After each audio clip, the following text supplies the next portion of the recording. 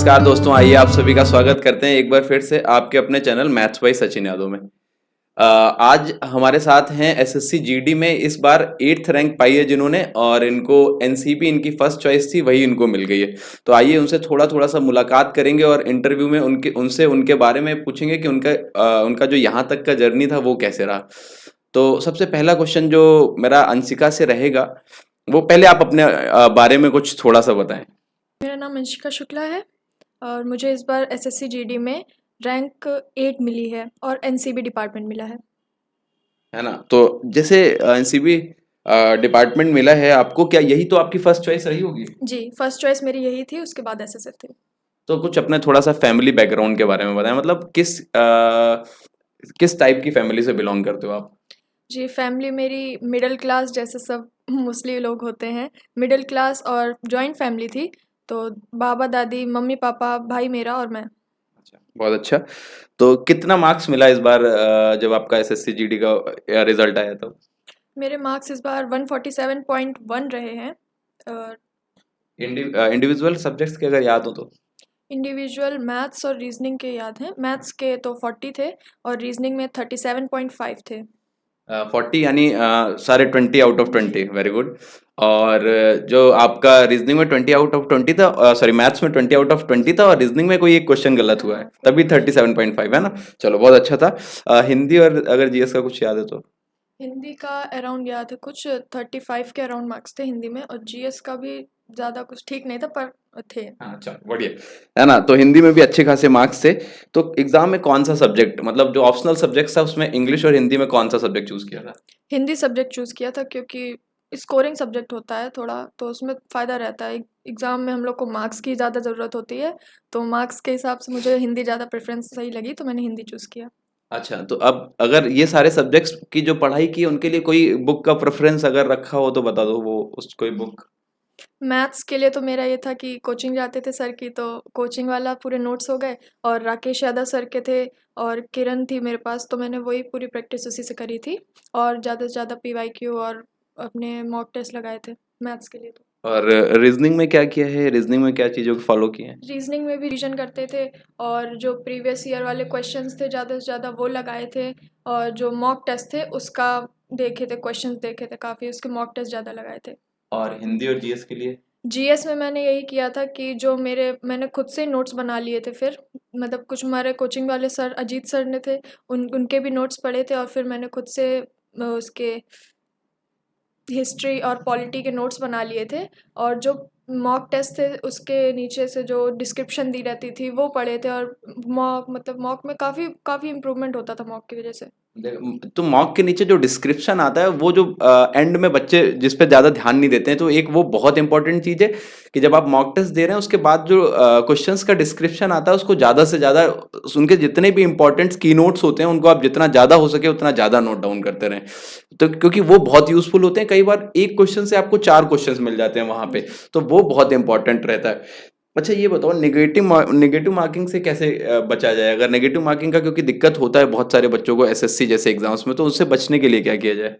Negative marking, जैसे बच्चे सोचते हैं कि नहीं आ रहा है क्वेश्चन तो भी हम अटेम्प्ट कर देते हैं। अगर नहीं आ रहा तो आप स्किप कर दीजिए उसको, ज़रूरी नहीं है कि आप अटेम्प्ट करें, वो आपके मार्क्स आपके डिडक्ट करवा देगा, तो स्किप करना ज़्यादा ज़रूरी है।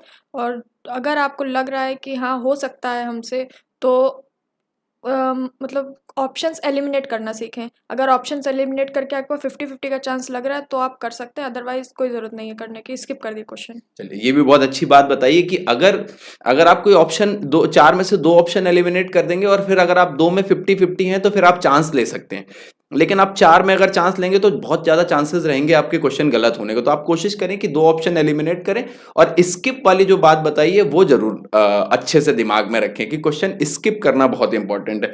अच्छी बात है कि एग्जाम में अगर टाइम प्रेशर आता है, जैसे कई बार जब एग्जाम दे रहे होते हैं तो होता क्या है कि स्क्रीन पे टाइम चलता रहता है, उसकी वजह से बहुत तेजी से वो दिमाग में चीजें बार बार रिपीट कर रही होती हैं। तो वो जो टाइम प्रेशर होता है उसको कैसे हैंडल करते हैं? टाइम प्रेशर के लिए तो अगर आपने मॉक लगाए हैं, ज़्यादा से ज़्यादा मॉक लगाए, तो आपको एग्ज़ाम में टाइम प्रेशर होगा नहीं। बस ये रहेगा कि एग्ज़ाम का प्रेशर है कि हाँ ये फाइनल एग्ज़ाम है। पर अगर आपने मॉक लगाए हैं तो टाइम प्रेशर आपका उसी से कम होता जाए, क्योंकि आपका डेली का रूटीन हो चुका होगा वो तब तक। तो एग्ज़ाम में तो मॉक लगाएँ तो ज़्यादा टाइम प्रेशर नहीं रहेगा। तो ये बहुत अच्छी बात है कि एग्जाम में एग्जाम का प्रेशर हो सकता है, टाइम प्रेशर नहीं हो सकता है अगर आपने नंबर ऑफ मार्क्स बहुत ज्यादा लगाए हुए हैं। तो ये भी एक बहुत इंपॉर्टेंट बात है जो है हर एस्पिरेंट को कहीं ना कहीं याद रखनी चाहिए। तो अगर अगर मैं ये आपसे पूछूं कि स्ट्रेटेजी क्या रही, रीजनिंग के लिए क्या स्ट्रेटेजी थी, मैथ के लिए या जीएस के लिए, हिंदी के लिए, तो कुछ ऐसी पर्टिकुलर कोई स्ट्रेटेजी बना के काम किया था या क्या, कैसे किया था? स्ट्रेटजी मैथ के लिए तो मेरा ये था कि प्रैक्टिस करनी है, ज़्यादा से ज़्यादा टॉपिक वाइज प्रैक्टिस करनी है। मॉक टेस्ट लगाए हैं पर उससे पहले अपने टॉपिक क्लियर करें हैं। जो हमारा चैप्टर था उसको उठा के पूरा चैप्टर लगाए, फिर उसके बाद चैप्टर के टेस्ट लगाए हैं और फिर उसके बाद हमने मॉक टेस्ट पे गए थे। तो एक सीरीज से आप चलेंगे तो आपको ज़्यादा बेनिफिट मिलेगा मैथ्स में भी, और सेम टू सेम यही रहेगा आपके लिए रीजनिंग के लिए भी, कि पहले आप एक टॉपिक पढ़ लीजिए, उसके बाद उसके क्वेश्चन लगा लीजिए और फिर आप मॉक टेस्ट में जाइए। चलिए बहुत अच्छी बात है। तो यहाँ से जो निकल रहा क्या आ रहा है वो ये निकल के आता है कि अगर आप सबसे पहले मैथ्स में सारे टॉपिक्स पे अच्छे से काम कर लीजिए, उसके बाद जितना ज़्यादा हो सकता है फिर मॉक और प्रीवियस ईयर क्वेश्चंस पे आइए। अगर उसके बाद भी अगर किसी टॉपिक में दिक्कत हो रही तो वापस जाके आप उस टॉपिक पे काम कर लें, है ना? ये अच्छा अच्छा तरीका रहेगा। चलो बहुत अच्छी बात है। तो ये जो आपका सफ़र शुरू हुआ कंपटीशन का, वो कब से शुरू हुआ लगभग, कुछ अंदाजन अगर याद है तो बता सकते हो? मैंने अपना पहला पेपर यूपी कांस्टेबल का था मेरा, वो मैंने 2018 में दिया था। ओके। और उसके लिए भी मैंने संकल्प एकेडमी ही ज्वाइन करी थी, तभी मेरा पहला पेपर था। तो उसके बाद से मैं इसी इंस्टीट्यूट से जुड़ी हूँ आज तक। है ना? तो 2018 में दिया तो शायद उस वहां पे भी हो गया था सिलेक्शन, है ना? हाँ, मुझे याद है जो हल्का हल्का आपका, तो वो शायद कहाँ से रह गया था उसमें? उसमें भी मेरा फिजिकल में दिक्कत आई थी। मेरे एग्जाम्स तो मेरे काफ़ी निकले थे बट फिजिकल में मेरी यही दिक्कत रह इससे जाती पहले थी। कौन कौन से एग्जाम दे रखे हैं और जिसमें तुम्हारा रिटर्न क्वालिफाई था, फिजिकल में नहीं हुआ, या और कौन कौन से एग्जाम दिए हुए हैं? 2 बार मेरा यूपी कांस्टेबल का था, और 2 बार मेरा एसएससी जीडी का था, और 1 बार दिल्ली पुलिस कांस्टेबल का था। 1 बार अभी लास्ट जो हमारा सीपीओएसआई था उसमें था, और फिर अभी सीजीएल में भी था। इन सब में मेरा रिटन क्वालिफाई हो गया था बट दिक्कत मेरे फिजिकल में आ रही थी। आप यहाँ पे देख रहे हैं कि बहुत सारे एग्जाम्स देने के बाद ये जो सफर है बहुत लंबा था। 4 साल, 4.5 साल, 5 साल लग गया। हालांकि इसमें बीच में 2 साल कोविड का टाइम भी था, लेकिन फिर भी एक लंबा जर्नी है। तो यहाँ से ये सीखने को मिलता है कि अगर आप फेल होके नहीं बैठेंगे तो फिर कहीं ना कहीं जरूर आपको और कुछ बहुत अच्छा मिलेगा, लाइक दिस, है ना? तो अगर यहीं पे हम ये आपसे पूछना चाहेंगे तो इन सब फेल्योर्स के बाद से जब मूव ऑन कर रहे थे, ओवरकम कर रहे थे, तो वो उसमें क्या कैसे कर रहे थे? देखिए, ख़राब तो लगता ही है जब आपकी मेहनत थोड़ा, मतलब जब रिज़ल्ट नहीं मिलता है तो अच्छा तो नहीं लगता है देख के, बट अगर आप ये सोच के बैठ जाएँगे तो आगे वाले एग्ज़ाम आप अपने हाथ से ख़राब कर लेंगे। तो जो ओके। आगे आपको बेनिफिट है, जो आप आगे कर सकते हैं, आपके पास काफ़ी अभी मौके आएँगे। अभी एज ओवर नहीं हुई है, काफ़ी मौके आएँगे, तो फेलियर की वजह से आप रुकिए नहीं। आपको अभी आगे बहुत कुछ करना है, तो उसके लिए आप पढ़ते रहिए, कंटिन्यूटी रखिए, तो वो कहीं न कहीं आपको आगे फ़ायदा देगा। है ना? अच्छा, जो एग्जाम में फेल्योर मिला उसके बाद क्या क्या इम्प्रूवमेंट किया और क्या क्या किया जिसकी वजह से आज यहाँ तक पहुँच पाए? इम्प्रूवमेंट देखिए, जैसे मेरा एग्ज़ाम नहीं निकला, लास्ट जीडी भी मेरा फाइनल मेरिट से रुका था, तो उसमें भी यही था कि कहीं न कहीं कुछ ना कुछ तो कमी रह गई होगी तभी नहीं हुआ है। तो जो पिछले मेरे एग्ज़ाम्स हुए थे उसका हमने पूरा अपने क्वेश्चन देखे कि कहाँ पे मेरी कमी रह गई। तो वो क्वेश्चन उठाए, उसका पूरा चैप्टर मैंने लगाया फिर से उसी को, मतलब एनालिसिस बहुत ज़्यादा ज़रूरी है। अगर आप सिर्फ मॉक टेस्ट दे रहे हैं या उसके डिस्क्रिप्शन नहीं देख रहे हैं, एनालिसिस नहीं कर रहे, तो आपको वो ज़्यादा बेनिफिट नहीं करेगा। तो क्वेश्चन आप ज़्यादा से ज़्यादा एनालाइज करिए अपनी कि कहाँ आपकी कमी है, उसको देखिए और उस पे आप मेहनत करिए। अच्छा ये बताइए, डेली लगभग टाइम का क्या रूटीन था? लगभग कितने घंटे पढ़ाई कर रहे थे डेली? और अगर कुछ रूटीन हो तो वो बता सकते हो? घर पे ही रह के पढ़ाई करी है तो वो बन नहीं पाता था पर्टिकुलर रूटीन। बट ये था कि हाँ, दिन में मुझे कुछ, अगर मैंने सोचा है कि आज मुझे अगर जीएस का ये टॉपिक कंप्लीट करना है, मैथ्स का मुझे ये टॉपिक कंप्लीट करना है, तो वो मैंने एक टॉपिक कंप्लीट करने का सोचा, ना कि 4 घंटे पढूँ, 5 घंटे पढूँ। मतलब टॉपिक कंप्लीट करके अपना जो मेरा डेली का टास्क था वो ज़रूरी था मेरे लिए कंप्लीट करना। तो फिर भी अप्रॉक्स अगर टॉपिक कंप्लीट करते हुए भी मुझे 7 घंटे तो मिनिमम मान लीजिए, 7 घंटे लग जाते थे। देखिए 7 से 8 घंटे जो लगातार बताते हैं सारे बच्चे, लगभग इतना ही टाइम बताते हैं कि इतना टाइम तो लगभग पढ़ना ही चाहिए। अच्छा, एग्जाम में पीवाईक्यूज का रूल क्या होता है और ये करना चाहिए या नहीं करना चाहिए? पीवाईक्यूज़ तो एग्ज़ाम का मेजर रोल रहता है। मतलब पीवाईक्यूज़ से काफ़ी क्वेश्चन ऐसे होते हैं जो रिपीट कर जाते हैं। जैसे अगर कुछ वैल्यूज़ भी चेंज कर देते हैं बट रिपीटिशन ज़्यादा हो जाता है इस क्वेश्चंस में। और एसएससी में तो ख़ास करके, मतलब जीएस में तो वो बहुत ज़्यादा रिपीट करता है, जो स्टैटिक के क्वेश्चंस होते हैं वो बहुत रिपीट होते हैं। तो ज़्यादा से ज़्यादा आप पीवाईक्यू लगाइए, उसमें मतलब बेनिफिट यही रहता है कि मैथ्स के भी क्वेश्चन ऐसे होते हैं कि वैल्यूज़ चेंज हो गई, बट टॉपिक तो वही है, चैप्टर तो वही है, तो क्वेश्चन तो आपको मिलेंगे। रीजनिंग में भी कुछ टॉपिक्स ऐसे होते हैं जो हमेशा आते ही आते हैं, तो पीवाईक्यू से बहुत बेनिफिट मिलता है कि किस तरीके के आपके क्वेश्चंस आएंगे, और काफ़ी बेनिफिट मिल जाता है पीवाईक्यू से। तो पीवाईक्यूज में जैसे पीवाईक्यूज से जैसे जीएस के क्वेश्चंस हैं, जीएस के क्वेश्चन जैसे 25 क्वेश्चंस हर एक सेट में मिलते हैं आपको, तो उन क्वेश्चंस के जो पीवाईक्यूज हैं क्या उनके भी नोट्स बनाती थी या सिर्फ एक बार पढ़ लिया ऐसा कुछ? मेरा नोट्स तो मैंने खासकर ऐसे नहीं बनाए थे, बट ये था कि रिपीटिशन ज़्यादा करती थी, उसका रिवीजन बहुत ज़्यादा हो जाता था कि बार बार उसी मॉक को देख रहे हैं, उसी मॉक को देख रहे हैं। बट डिस्क्रिप्शन जो होती थी, जैसे एक क्वेश्चन स्टैटिक का आया कोई या फेस्टिवल से आया, तो उसके नीचे जो आपके 4 ऑप्शन थे उसका भी डिस्क्रिप्शन रहता था। तो एक क्वेश्चन तो इस पेपर में तो ये वाला क्वेश्चन आ गया, बट क्या पता अगले पेपर में हमारे दूसरे क्वेश्चन जो 4 ऑप्शन है उसमें से कोई क्वेश्चन मिल जाए। तो डिस्क्रिप्शन भी पढ़ते रहते थे, तो वो रिवीजन रहता था थोड़ा स्टैटिक का भी। ये एक बहुत बढ़िया स्ट्रेटजी है। आप लोग अगर जितने भी लोग एस्पिरेंट इस वीडियो को देख रहे हैं तो इस पे जरूर काम करें। अच्छा, एक ये चीज है, ये जो एक बहुत कॉमन है कि जो मॉक टेस्ट हैं, बहुत सारे लोगों के मन में ये सवाल चलता है, ऑफलाइन देना ज्यादा सही रहेगा या ऑनलाइन देना ज्यादा सही रहेगा, और आपने कैसे दिए, ऑफलाइन दिए या ऑनलाइन दिए, या उसके बाद जो इनका एनालिसिस किया कितना टाइम लगभग एनालिसिस करते थे, मतलब कैसे क्या करते थे? मेरे मॉक टेस्ट तो सर ने भी इंस्टीट्यूट में लिए थे, तो वो ऑफलाइन हो जाते थे, और ऑनलाइन भी मैंने टेक्स्ट बुक से ले रखा था, तो टेक्स्ट बुक के मॉक मैंने दिए हैं। तो मतलब एनालिसिस तो करना बहुत ज़रूरी पड़ जाता था आपके लिए। अगर क्वेश्चन आप नहीं देख रहे हैं तो वो आपको बेनिफिट नहीं देगा, कहीं ना कहीं आपको पीछे कर देगा वो बाकी स्टूडेंट्स से। और जैसे 1 घंटा लगभग जो आपका मॉक हुआ, तो मॉक को तुरंत आप छोड़िए मत कि भाई मॉक हो गया, 1 घंटा हो गया, थक गए, अब नहीं करना है, नहीं, ये नहीं होगा। मतलब मॉक दिया आपने, आप उसी को लेके कॉपी नोटबुक बैठिए, जो आपको देखना है क्वेश्चंस देखिए उसको, जो आपको नहीं पढ़ रहे हैं, टॉपिक फंस रहे हैं, तो आप उस टॉपिक को नोट डाउन करिए, और फिर वो क्वेश्चन भी देख लीजिए। फिर आप उस टॉपिक को दोबारा रिवाइज करिए, फिर दोबारा उसका टेस्ट दीजिए। रिपीट करना बहुत ज़रूरी, रिवीजन रिपीटिशन बहुत ज़रूरी है इसमें। वन कुछ डे। कुछ लगभग काउंट अगर याद हो कि इस एग्जाम से पहले लगभग कितना मॉक टेस्ट दिया होगा, कुछ याद है अगर काउंट लगभग में? काउंट तो इतना मुझे खास नहीं याद है, बट हाँ 150 के अराउंड तो मॉक टेस्ट हो गए थे मेरे। 150 बहुत बड़ा नंबर है। अगर आप कुछ लोग देखेंगे, लगभग इतना मॉक तो देना ही पड़ेगा अगर आप इस लेवल पे जाके इतना अच्छा कुछ करना चाह रहे हैं। कि आप सोचते हो 10 12 15 मॉक दे के आप चीजों में सुधार करना चाहते हो, तो देखिए वो एस्पिरेंट जो यहाँ तक पहुंचे हैं, जिन्होंने यूपी में नहीं ऑल इंडिया 8वीं रैंक पाई है, उन्होंने लगभग 150 मॉक टेस्ट लगाए हैं, लगभग 150।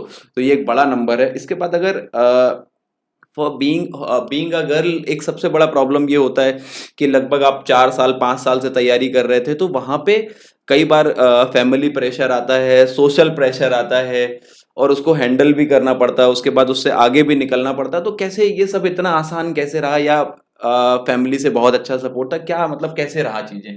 इस मैटर में तो मैं कहूँगी मेरी फैमिली बहुत ज़्यादा सपोर्टिव थी। उन्होंने कभी मेरे ऊपर प्रेशर नहीं डाला कि आपको इस साल मतलब जॉब लेनी ही लेनी, बट ये था कि हाँ खुद से लगता था कि 4 साल हो गए तो कुछ रिजल्ट मिले तो अच्छा लगता है कि आगे यहाँ प्रिपरेशन चालू रखेंगे। तो फैमिली से मेरा कोई ऐसा प्रेशर नहीं था। सोशली अगर हुआ भी होगा तो पापा तक आया, पापा ने मुझ तक कभी आने नहीं दिया ऐसा कोई प्रेशर। हाँ, तो बड़ा बहुत अच्छे, मैं उन गार्जियंस को बड़ा सल्यूट करता हूँ जो अपने बच्चों को इस तरीके से, कि कोई भी प्रेशर, सोशल प्रेशर भी बच्चों तक नहीं आने दे रहे हैं।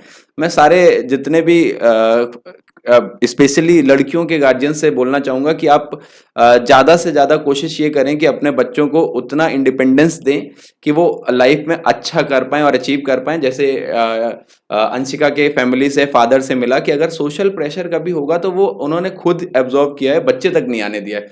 तो शायद इसी वजह से आज वो इतना अच्छा कर पा रही हैं, और उन्होंने बहुत सारे एग्जाम्स क्वालिफाई किए हैं। अभी लास्ट टाइम सीजीएल किया, उससे पहले सीपीओ भी क्वालिफाई था।